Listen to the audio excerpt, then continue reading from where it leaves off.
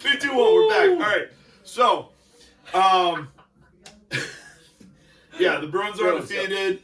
They went up against a Detroit Red Wings team that, you know, two of my fellow comrades over here thought were going to be a real test for them. I did not, because it's the Detroit Red Wings. They always start off hot. They're a terrible team. Dylan Larkin is not a leader. Cedar didn't do anything in that game against the Bruins. I mean, they disappeared. They were enveloped in the black and gold in the Garden on Saturday night. Pasta had 2 incredible, nasty, filthy goals. One being an empty netter, but I mean, if you watch it, it was the way it went in was insane. Zaka was playing Mighty Ducks hockey, picking up the trash, getting the goal out of there. I honestly forget who scored the first goal or the fourth goal. They won 4-1. Pasta got 2, Zaka got 1, and then I forget who got the other one. But it's not important. They won. They played really well. Power play looked better. But then it kind of slid back a little bit in the later stages of the game where they were getting back into their usual pattern of passing the puck around, not really putting it on net as much. Penalty kill still. They gave up a goal, but it was still looked a lot better.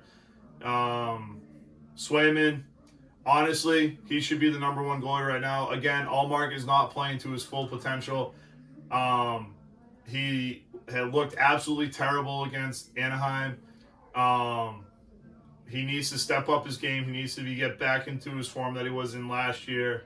Otherwise, Swayman is going to take over the starting job, and he will be the starter in the playoffs and not Ullmark. But I'm really liking how Swayman's looking. He gave up a tough goal. Honestly, I'm not surprised he didn't stop it. He did bring his glove hand down a little bit, but it was a tough shot to read. It was a wrister, aimed for far side, top cheese. But I mean, he stood on his head when he needed to in that game, and he got the Bruins the win. Pasta did get the rebound shot that you're talking about off the board, which is pretty gnarly. Who are they playing next? They play Florida tonight, which is going to be huge. That's a rematch. Oh boy. They play Florida tonight. It's going to be a massive game. Florida tonight, Toronto on Thursday. 2 big games coming up. There you go. So really, really pay attention to what's going on in hockey right now because these 2 games are going to be insane. I'm sensing a little Tuukka-esque treatment with Jeremy Swayman right now. Please. I think people are giving him way too much credit. I think that Ullmark gets crapped on anytime he gives up a goal, it's always his fault. That Anaheim game, looking back on it, 3 of those goals were not his fault. 1 hit Lindholm, 1 got tipped the last minute of the game. I blame him for the overtime goal. That was a terrible goal. But 1 out of 4. That's the they goal could that never matters. clear it. But Zaka could have cleared it 3 times. Zaka didn't clear it.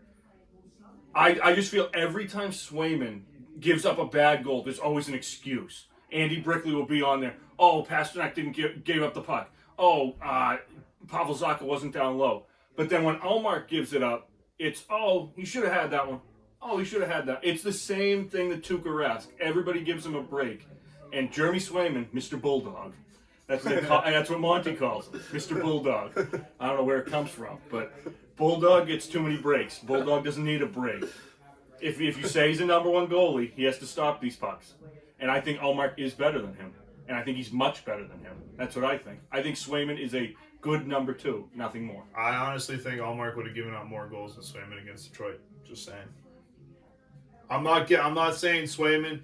I wasn't that high on Swayman when he first started. He did not look that good, but he's been looking a lot better than when he first started.